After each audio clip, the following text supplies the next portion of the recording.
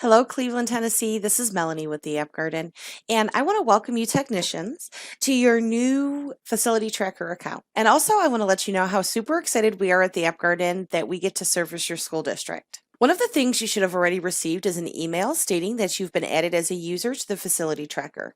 It's going to look just like this, and in that email, you're going to have the login link and a temporary password. To log in, your username will be your school-based email address, and then you're going to use this temporary password for your first login.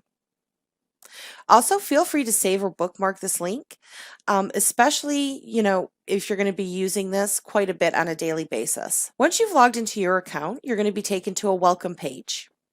If you choose to want to skip this page every time you log in, simply check this box that says skip this page when logging in. Otherwise, just click Take Me to My Dashboard. And now you're going to be taken to your dashboard view as a technician. One of the first things you may want to take advantage of when you get to this page is changing your password.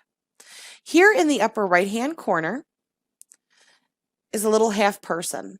If you click on that little half person and choose Profile, then you can go ahead and create your own password, confirm it, and hit Save.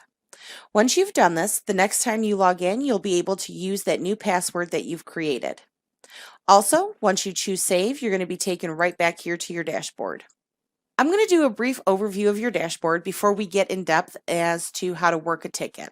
This first grid here are work orders that are assigned to you to work and complete.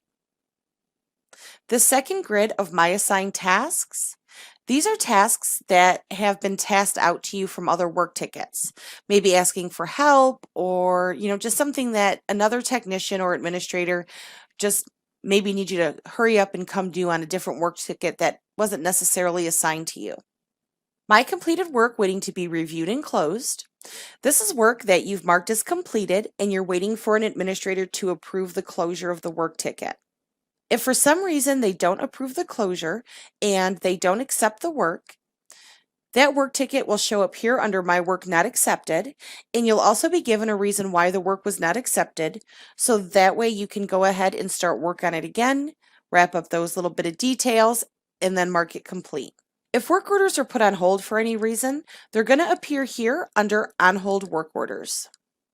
My requested work orders, this is always going to display work orders that you yourself have submitted. So let's take a look at My Assigned Work Orders. This is going to be your daily, what has been assigned to me. Also, we're going to take a look at how you can work that work ticket. If you click this little plus button, it's going to display all the work orders that fall under this category. To get into the work order, simply click on work order number 14. And here you're going to be given all of the details. The description, the location where it needs to be done.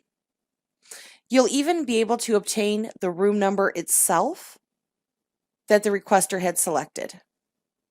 If for some reason you need to transfer this ticket out of your name and completely hand it over to somebody else, simply click on this drop-down and all of the names available will appear. What you'll do is click on that person's name and then choose Transfer Work. Once you do this, this work order will fall off of your dashboard and it'll be assigned to another technician. To complete a work order, simply mark Complete. And then it's going to ask you, are you sure you want to mark this work order complete? You're going to hit yes. And now this work order is going to move to a My Work Waiting to be Reviewed and Closed status. You have now alerted an administrator that your work is done and you're ready for it to be reviewed so that they can close that work ticket. Any tickets that are hanging out in this status that an administrator has not approved yet can always be reopened. So if for some reason you need to add some last minute details that you forgot about, simply click Reopen. Are you sure? Yes. And now it will move back here under My Assigned Work Orders. And then when you're done and you go ahead and wrap up those little bit of details, hit Complete. And then it'll go right back to that administrator and they'll be alerted again that they need to review this work order. If for some reason they've rejected your work order, maybe there was a couple things they needed to add in, or, maybe, something was overlooked. That work order that was once sitting here will now move to here. So you'll know that an administrator has reviewed the work, but they still need you to do a few more things. When the work order is not accepted by the administrator for closure, they are required to give a reason why. So you will always be informed as to why that work order was not accepted by your administrator.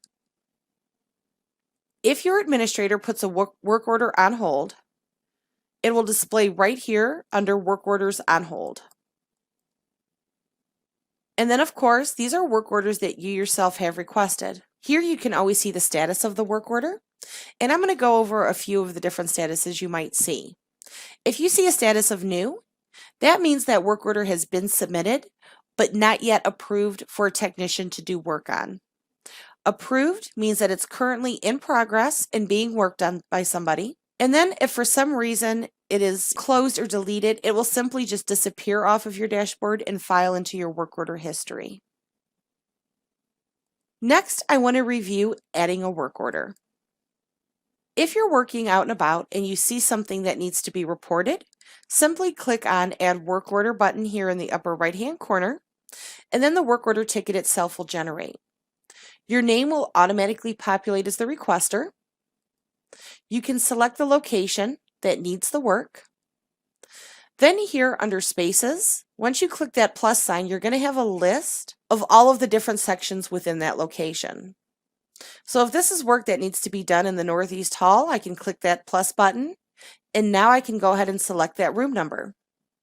If for some reason the room number or the description of the area is not listed, you do have an option for miscellaneous. However, if you do select miscellaneous, please don't forget to put the room number and the description of the area into the description of the work that needs to be done here under the description box.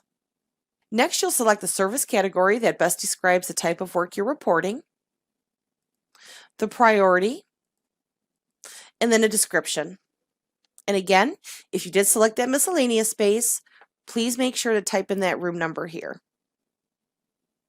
Next is a little message that just says that if this is an emergency, you're going to complete the work order, and then you're going to call the operations department at extension 2401. Here you're going to initial this box just to let them know that if this is an emergency, you will be calling that extension. Next, you see messaging here. This is regarding the IT department. Currently, work orders for the IT department are not being submitted through this work order system. If it's an IT issue, you must email that issue directly to support@clevelandschools.org. Here under attachments, this is where you can upload any pictures you've taken, any kind of documentation, anything that might support the work order that you're requesting. When you're done, hit save. And now your work order has been submitted, and then at that point, it can be approved and moved on back to the department to start working on that ticket. And here it's going to display under My Requested Work Orders, and you'll see the status of brand new, which again means it's been submitted, but not yet approved to start work on. Now, in the coming weeks, you will receive training videos so that you can use some more of the in-depth features. In the meantime, if you have any questions, please feel free to reach out to your administrator or click the Help button and choose Email Support. Or if you'd like, you can email us directly.